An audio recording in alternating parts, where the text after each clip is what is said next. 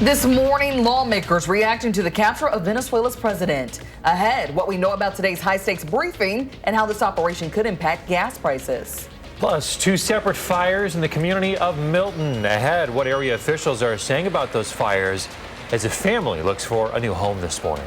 And a Franklin man is using his backyard as a way to bring the community together. We'll show you the must-see massive ice rink.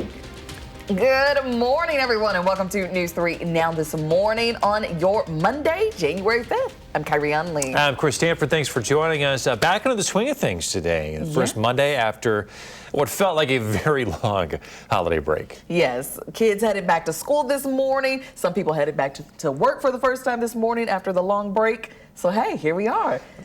Let's get you out the door this morning. Savannah Brito is checking on the conditions. Good morning. Good morning. We've got a little bit of patchy fog. It is light in Madison right now. At the moment, it's up to 10 miles. We held on to 7 for quite some time, but Bosque Bell, Prairie du Chien, and Black River Falls still there. Lone Rock's at 5 miles. I think more dense of fog that's going to move in tonight into early Tuesday morning. So tomorrow morning, that's going to be a bigger factor than what we have right now. And temperatures, we're going to start to see Madison, the Dells, where those areas are closer to freezing level. That's where we're going to start tomorrow morning out with some mixed precipitation. But today is going to be dry.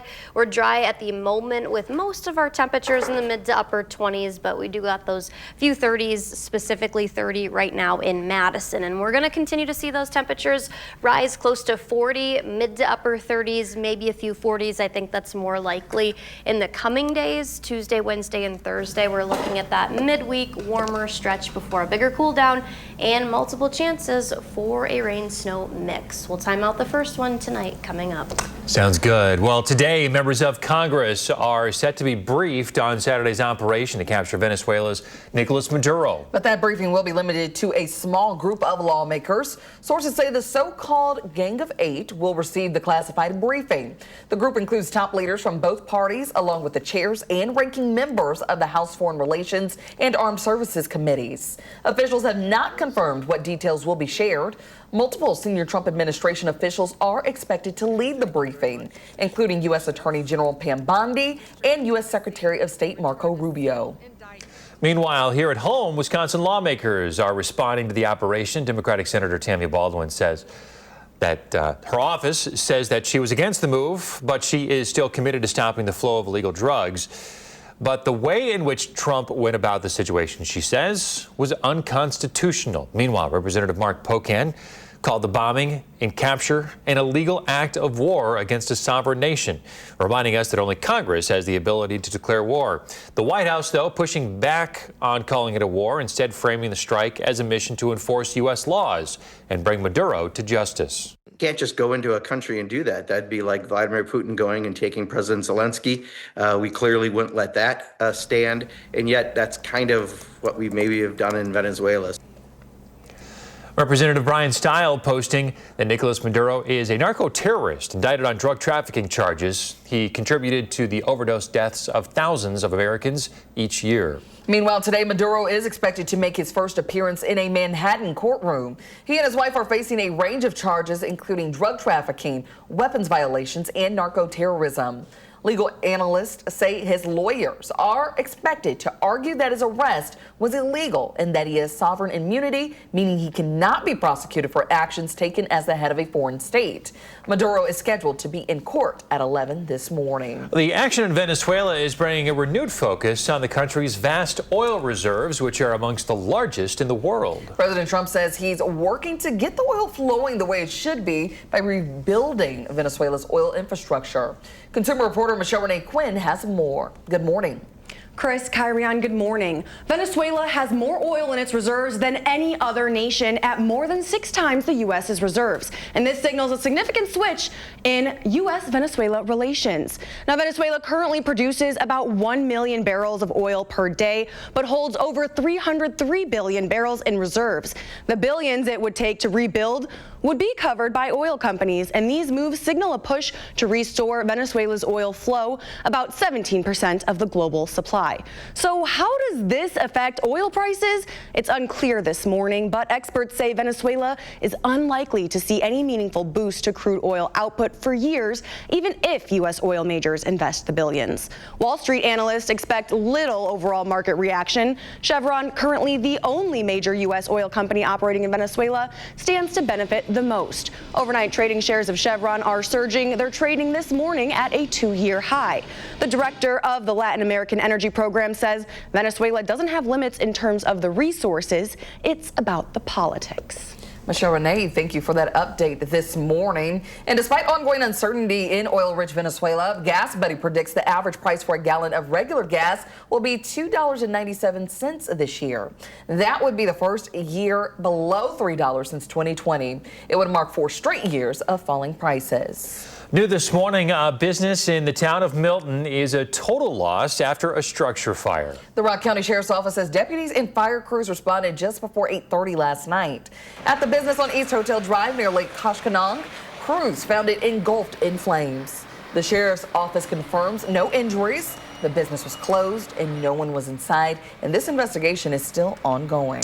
Also in the town of Milton, officials are investigating a Saturday night fire that destroyed a house, leaving multiple people without a home. Officials responded to the fire on Road 5 in the Mallwood Estates subdivision around 11:30. The fire was under control just before 1 o'clock in the morning. Neighbors are helping those who lost their home. 6:06, the baby boomer generation hits a milestone this year. The oldest baby boomers are celebrating their 80th birthday this year. According to the Brookings Institution, the number of people 80 and older is expected to double in the next 20 years. Experts say this aging population could strain economic growth as there will be fewer workers. There are also questions about who will care for them. Baby boomers didn't have as many kids as their parents did because they were the baby boomers. So they don't have as many kids to sort of look out for them. According to the White House, there were about 34 seniors for every 100 working age people last year, a ratio expected to jump to 50 seniors per 100 working age people in about 30 years. 6:06 now. A Wisconsin father with a passion for hockey has turned his backyard into an ice rink, not just for his kid, but for a young team of players. Coach Jakes and his wife Jamie have grown their rink year after year. It's now 80 by 40 feet. There he coaches his 10-year-old son's team. They're doing things that we ask them to do in practice. They don't do it in practice, but they come out here and all of a sudden, like that, they're doing it, right? This is the biggest it's ever been. I don't think it can get bigger unless we tear the deck down. There you go. Coach Jake says it's just not enough space, though. Now the Southeastern Hockey Association of Wisconsin is raising funds for a new rink there in Franklin in the Milwaukee area. And this week, the beloved musical Hamilton takes the stage at the Overture Center. The award-winning show runs from tomorrow through the 18th with evening performances and weekend matinees. Balcony box, and mezzanine seats are mostly sold out, but some circle, upper orchestra, and orchestra tickets are still available. And you can find all of those details that you need and tickets at tickets.overture.org/Hamilton. All right, there you go. You getting into Hamilton yet? Have you had a chance to watch the whole thing? I have not. I started it, then I turned it off because, duties call. Yeah, I'm going to have to just find some time to get it in. But I'm sure this live action one will be very much so. It'll be top tier. Very popular, yes. Yes. It's 6:08. Let's check into Savannah and see what's coming up. Hey, Savannah. Hey guys, good morning. We're not starting off with a bad start as far as temperatures go. 30. We've got a little bit of light patchy fog right now. I think it's going to be more widespread and maybe even more dense starting tonight into early tomorrow morning. That's also when our next chance of precipitation is going to return. Enjoy the conditions, the warm conditions today, and dry while they do last, because I am tracking slick spots starting around midnight tonight through tomorrow morning. We'll talk about the reason behind that and also our next system after the one we see move in tonight into tomorrow. It's all coming up. Sounds good. 6:08, still ahead. The Pack are preparing for the postseason. Senior Packers writer Jason Wilde is going to break down Green Bay's first-round matchup. And we're looking ahead to the Wonders of Physics shows at UW-Madison. We're live with how families can experience science in action in the 608.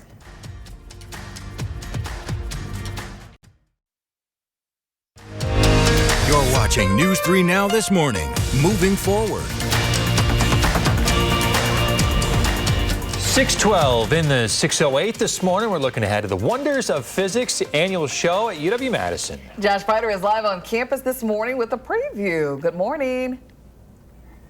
Hey, good morning to you guys. We were having some fun in the 608 with the one and only Hattie McLean. Hattie, good morning to you. Good morning, Josh. So this is always fun. You guys always pull out the stops for us, and this is looking a little interesting here this morning. Yeah, normally like breakfast, donuts, early in the morning. We're used to those kind of foods, but I thought today we'd make pickles. Pickles? How about that, right? At 6 in the morning. Sounds great. Yeah, so this is sort of an example of something that you can see in the Wonders of Physics show that's coming up. But what I have here is a vacuum chamber, and inside is a dish with pickle brine, pickle juice, and then some cucumbers. They're not pickled. Those are just fresh cucumbers that I put in this morning.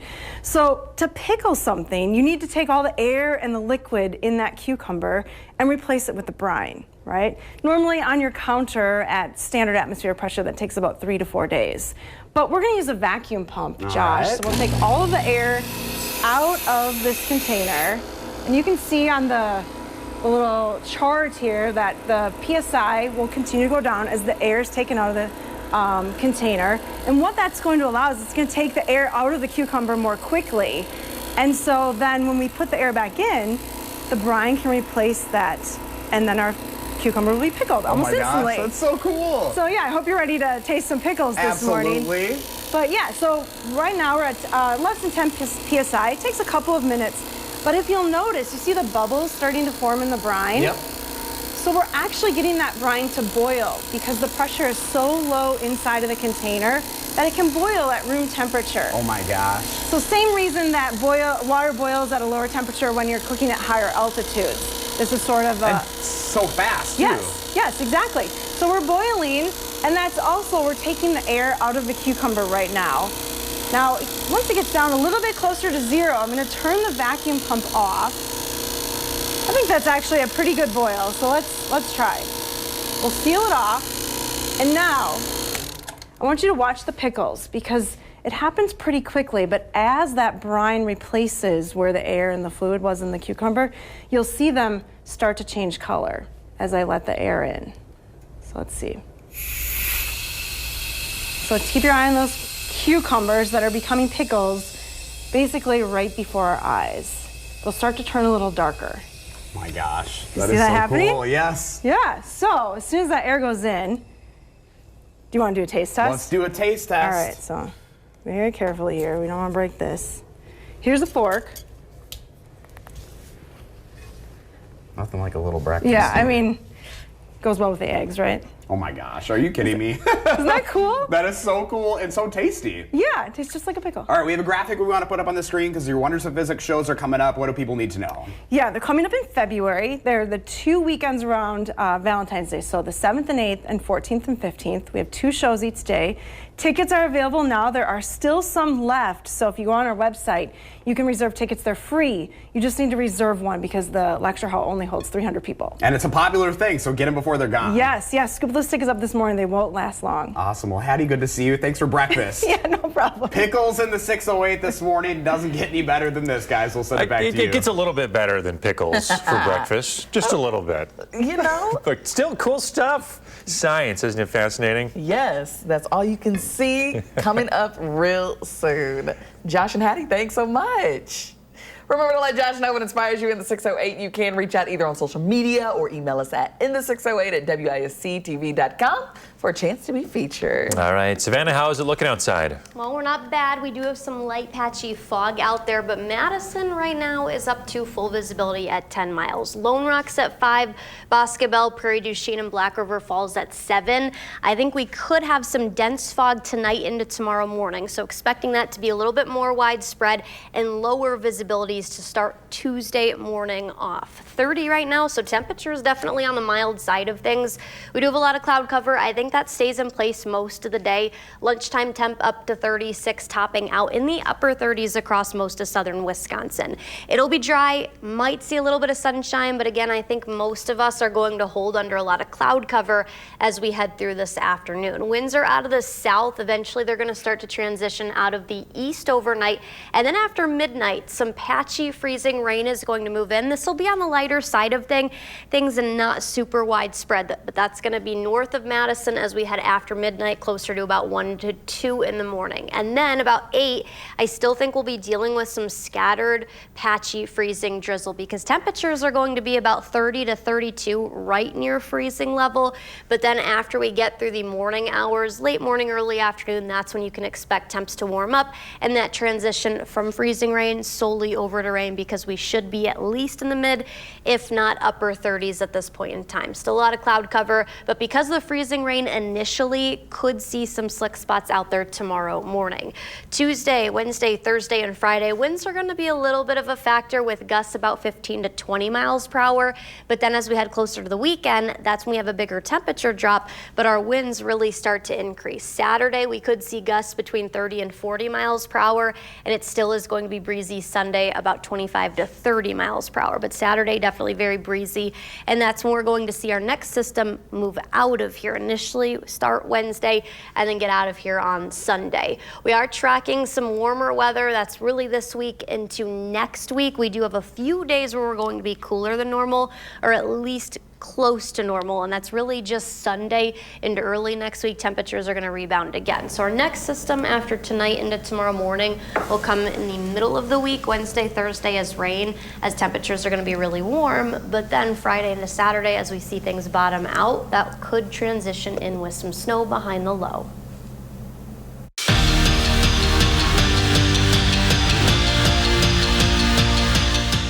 Packers, now the regular season is over after this weekend's loss to the Vikings, but now the team's getting ready for the postseason. News 3 now, senior Packers writer Jason Wilde breaks down where the Pack stands heading into the playoffs. Good morning, everybody, from U.S. Bank Stadium in Minneapolis. The Packers are in the playoffs. They will face the Chicago Bears in the NFC Wild Card round. It'll mark the third time that those two teams have faced each other this season, the third time they faced each other all time in the playoffs, and the 213th time they faced each other overall. The problem for the Packers is they've lost 4 in a row, including Sunday's loss to the Minnesota Vikings here 16-3, when the Packers basically played their JV. They didn't want anyone suffering any injuries, and they managed to accomplish that goal. Now their goal is, with a clean slate of a 0-0 record in the postseason, to go win some football games. But all in all, like I told the guys, we're in the tournament. Everybody's 0-0. We're going to have to go on the road, and we got to embrace that opportunity. We will have full coverage leading into the Packers and Bears at Soldier Field, and of the game itself from Chicago on our website, channel3000.com. And while you're there, make sure you sign up for our Packers newsletter, which delivers that coverage directly to your inbox every single day. In Minneapolis at U.S. Bank Stadium, Jason Wilde, channel3000.com. Thanks, Jason. Bucks at Kings last night, fourth quarter. Giannis is going to get the ball, spins, makes the layup, and the foul. Bucks up big there, 3 minutes left. Bobby Porter finds Giannis cutting up for the layup there. Bucks up 16 and would go on to win big. Giannis had a night, 37 points, 11 rebounds. Milwaukee wins 115-98. And still ahead, we'll see how that one Buck star wouldn't take the bite on distractions. And a new service providing professionals with affordable housing. Coming up in our next half hour, consumer reporter Michelle Renee Quinn is going to break down just how the system works and the workforce retention gap it fills.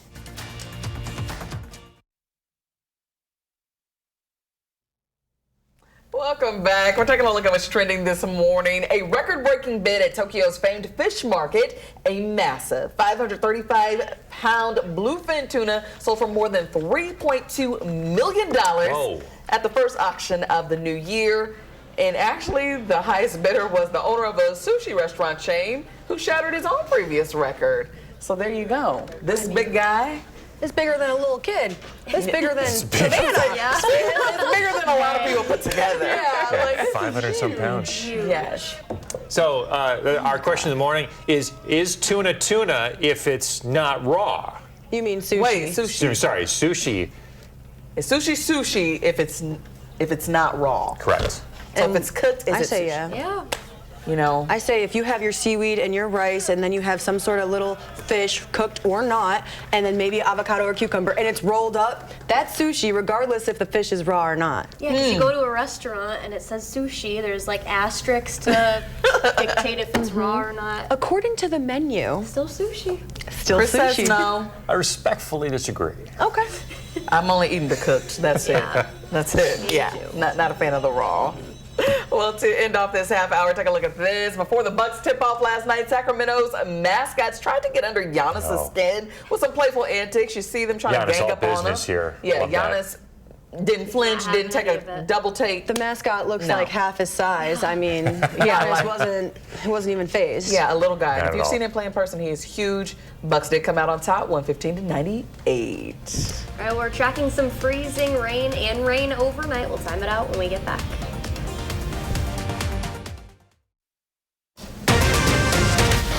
New this morning, a local business, a total loss after a fire. What we know so far. Plus, Venezuela's president is set to appear in a New York court as questions grow over the U.S.'s involvement. And we now know who and when the Packers will play this week.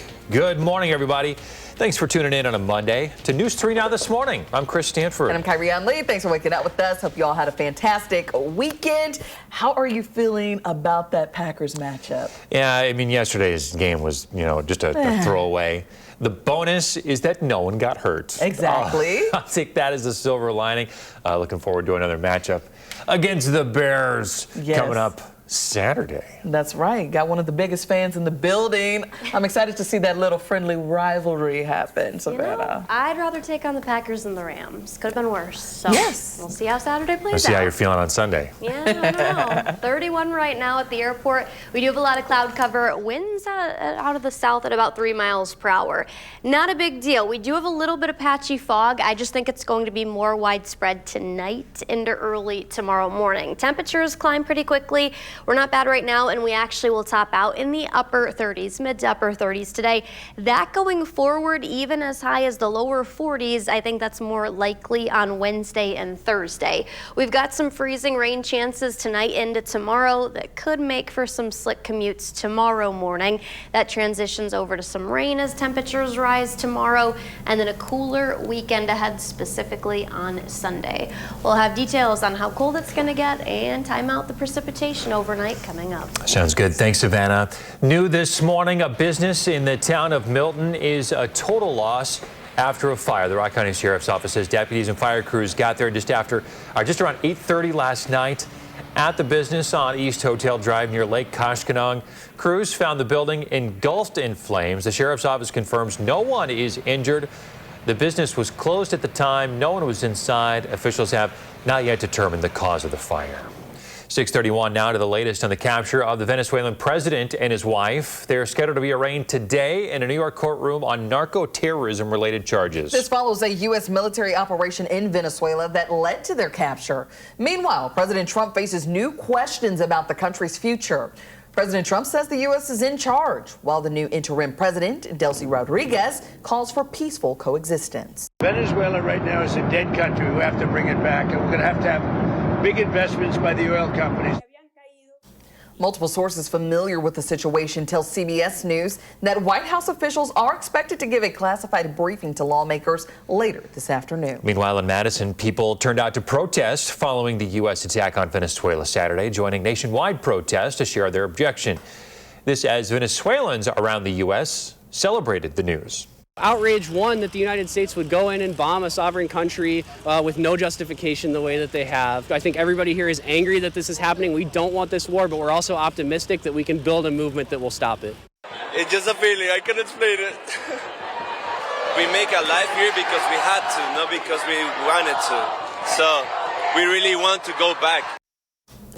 Politicians in the state also with mixed reaction. Congressman Mark Pocan saying that what played out is illegal and President Trump should have received congressional approval first. Meanwhile, Representative Brian Stile tweeted Nicolas Maduro is a narco-terrorist indicted on drug trafficking charges. He contributed to the overdose deaths of tens of thousands of Americans each year. Well, it was a big year in the Wisconsin legislature with lawmakers coming together from both sides of the aisle to reach an agreement on the state budget. But the willingness of both parties to come to the table on some issues wasn't enough to get one piece of legislation passed.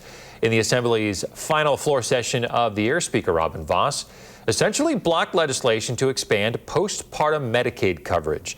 That bipartisan effort would have extended coverage for new moms to 1 year after giving birth. Political reporter Ellie LaLiberte asked why Vos blocked the legislation and what Democrats think should happen next.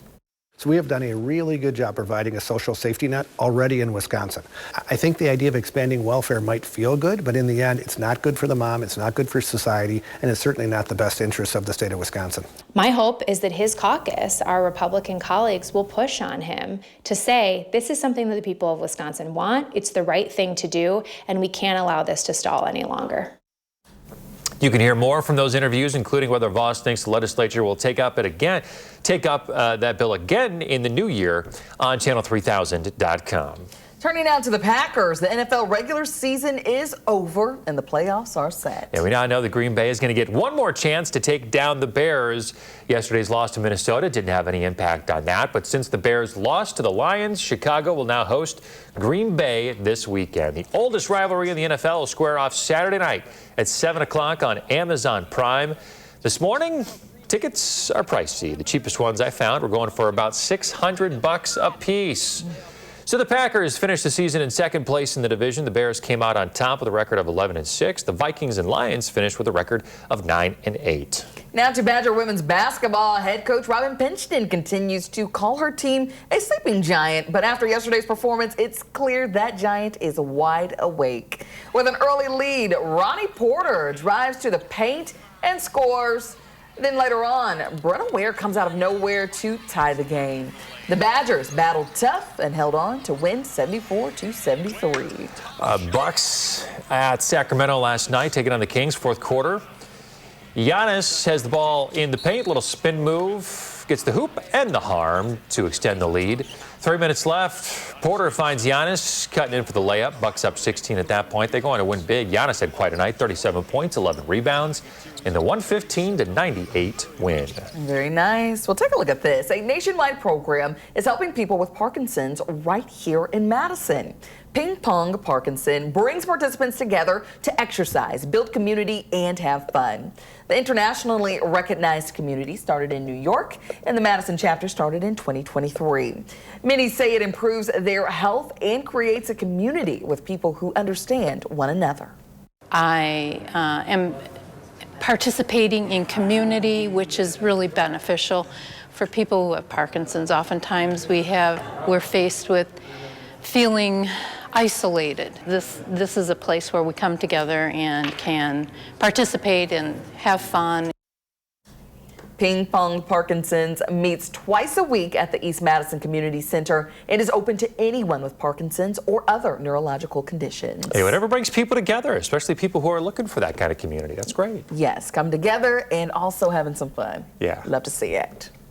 Well, let's check in now with Savannah. Lots of kids headed back to school this morning. What can they expect? Well, we've got a little bit of patchy fog. It's only light across Madison right now, but temperatures are pretty mild for us for this time of year. 31. We do have a lot of cloud cover, maybe a few peaks of sunshine, but I do think we'll see those thicker clouds stick around all across southern Wisconsin, with temperatures actually topping out later this afternoon in the mid to upper 30s. So it is going to be mild. All week we're going to be mild. Once we reach tonight, really after midnight into early Tuesday morning, that's when we are tracking some mixed precipitation again. I do think that could start as freezing rain. We'll time that out and also have details on when we are going to experience cooler temps back into the 20s. And coming up, a new resource is making it easier to find a reliable residence. That's ahead in my Consumer Report. Plus, we're also looking ahead to the Wonders of Physics shows at UW-Madison. We're live with how families can experience science in action in the 608.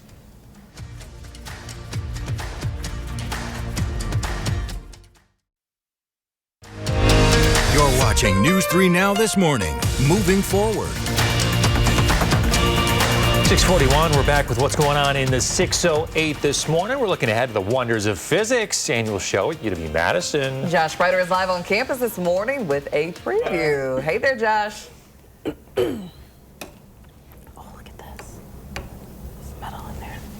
Good morning to you guys. We're in the Wonders of Physics Museum as we're gearing up for their annual shows next month. And here with the preview this morning is the one and only Hattie McLean. Hattie, good morning to you. Good morning, Josh. Thanks for coming in this morning. So you're giving us some examples of what's all in this show, and this is really about celebrating what makes science so unique. Yeah, we want to make science fun for everybody. So during the shows, we bring out the biggest and the best demonstrations and really just try to make it a fun atmosphere. So we're starting to prepare. In fact, rehearsals start today for the show. So very excited to see what happens with the show, but I think you're going to love it. So you have an example here today, and safety first. Yep. We got to put the glasses on. Got to put the glasses on. What do we have right in front of us? Well, in front of us is a ring of magnets. So these are pretty strong magnets. You're not going to want to get your cell phone close to these.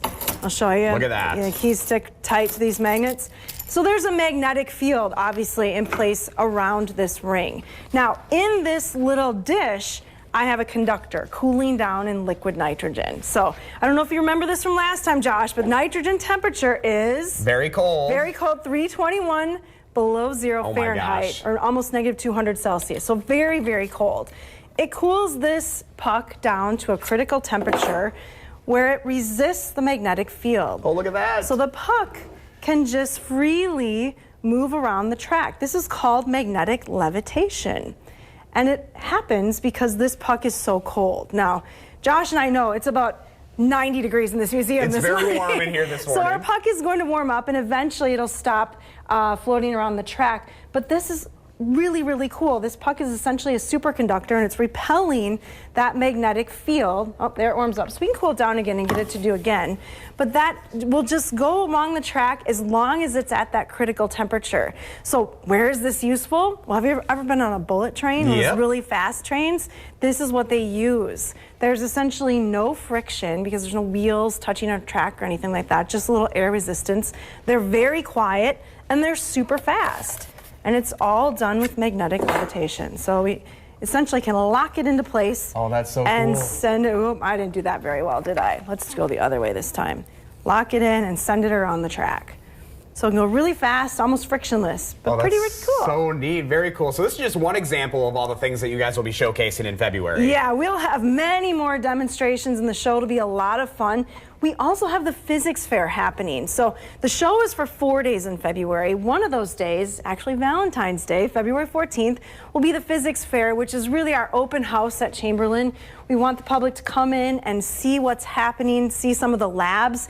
You can actually go in and have lab tours and see some of the research that's taking place. There'll be tables with activities all around the main level of Chamberlain. So a lot to do, and it's all free. Folks at home are looking at the graphic right now, so there's plenty of opportunities, but tickets are limited and you want to reserve them ahead of time. Yes, for the show, you'll need to reserve your tickets online. Again, they're free, but we just want to kind of make sure that 1,500 people don't show up for a 300-person lecture hall. Because this has been a really popular thing for you guys over the years. This is the 43rd year that this show will be going on. Awesome. Well, Hattie, thank you so much. So good to see you. Thanks Science for is coming. cool, isn't it? It's so fun. We're nerding out with our glasses on and everything, guys. If you'd like to learn more about the Wonders of Physics show, you can go to the story up on channel3000.com. We'll send it back to you guys.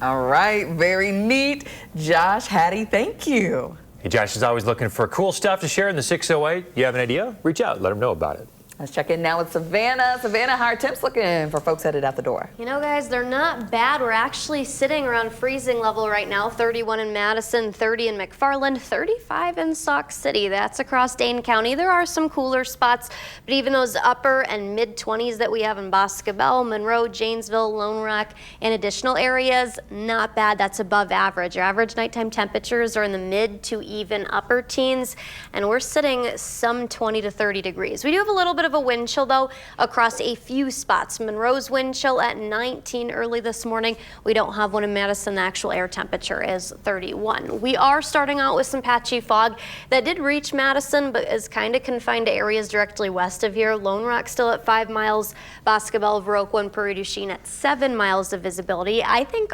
these are going to become pretty low overnight into early Tuesday morning. We could start out with some pretty dense fog. Right now, just some light patchy fog west of Madison. We still are going to have temperatures reach the mid to even upper 30s, so above average, but a lot of cloud cover today. Might see a few pockets of sunshine, but I do think will be mostly cloudy. And then after midnight, as we get closer to about 2 in the morning, some freezing rain is going to track in for areas up near La Crosse, Camp Douglas, Black River Falls, and Watoma, north of Madison. That'll reach us, though, by that early to mid-morning hour time frame, so those commutes tomorrow morning could be a little slick. Temperatures are going to hover right about freezing level at this point in time tomorrow morning, so I do think that'll start as some freezing rain, but then as temperatures warm up in the mid to even upper 30s, that transitions solely over to rain by late morning and continue through the early afternoon. By the evening, we're going to be dry, still expecting a lot of cloud cover, though. The next couple of days are going to be breezy. Aside of today, winds are not going to be a factor, but then once we get closer to the weekend, Friday, and especially into Saturday, winds come all the way up with gusts reaching about 30 to 40 miles per hour. Still going to be breezy on Sunday, just not quite as windy as what we're forecasting for Saturday. Might see a wind advisory get issued for during the day on Saturday, specifically Saturday afternoon and evening. We're watching that, but again, that system tonight into tomorrow bring us some freezing rain, and then we've got another system mid to late week that could start as rain and then bring in some snow Friday into Saturday. All right, we'll continue to track what's going on in our weather world. Savannah, thank you. Now to consumer news this morning. A new housing service aims to solve a critical problem for healthcare workers in Madison. Our consumer reporter Michelle Renee Quinn is here to explain what it's offering. Good morning, Michelle Renee. Chris, Kyrion, good morning. Reliable Residence connects people with fully furnished monthly rentals, and the program is aimed at helping medical professionals specifically, but the founder does confirm this is a resource for anyone in need. The company launched in July, partnering with property owners and now listing more than 125 units across the Madison area. Professionals who need housing for 30 days or longer can visit reliableresidence.com for an easier search. Founder Christina Henderson says the service addresses a real need for healthcare workers who face long hours and high stress. You don't have to worry about going out and buying a piece of furniture. You don't have to worry about your heat bill or parking or, all these other things that can really put a burden on someone. Housing is extremely important to feel secure and rooted in that community. And if we don't provide that to healthcare professionals, they will not come serve our community. Reliable Residence keeps costs down by reducing service fees and working with property owners on pricing. And again, you don't have to sign for a year. These are 30+ days or monthly agreements. And I compared Reliable Residence prices to other listings, and you can see a couple hundreds of dollars of a difference depending on location. A fully furnished 2-bedroom for rent in Verona costs between $2,400 and $2,700 a month. But with Reliable Residence, you can find the same type of home in the same location for just $2,250. And with Reliable Residence, the price you see is your monthly fee with all your utilities included. That's Wi-Fi and parking, as well as reduced service fees. Now, this company is now expanding to Marshfield, La Crosse, and Janesville, as well as Gainesville, Georgia. So sticker price, what you see is what you get for your monthly bill. That does sound more affordable than other rent platforms. Yes, and unlike other platforms with Reliable Residence, there is no fee to submit applications. And again, this is a source for anyone to use. Anyone interested can find more information at the story on channel3000.com. Good information for people who aren't familiar with this resource. Michelle Renee, thank you. Coming up in the morning sprint, how long kids could be spending on their phones in school and the disparities between economic classes. If you have a little kiddo turning 3 soon, send us a picture. We'll show it on TV.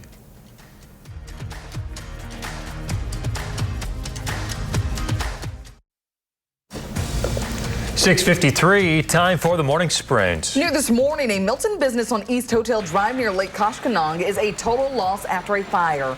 The Rock County Sheriff's Office says deputies and fire crews responded just before 8:30 last night and found the building engulfed in flames. The business was closed and no one was injured. The investigation is ongoing.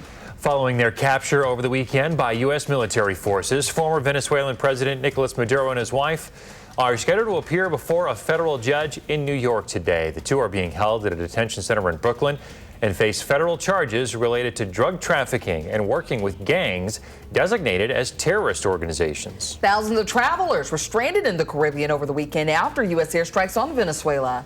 Transportation Secretary Sean Duffy closed the region's airspace Saturday, and service was slow to return yesterday.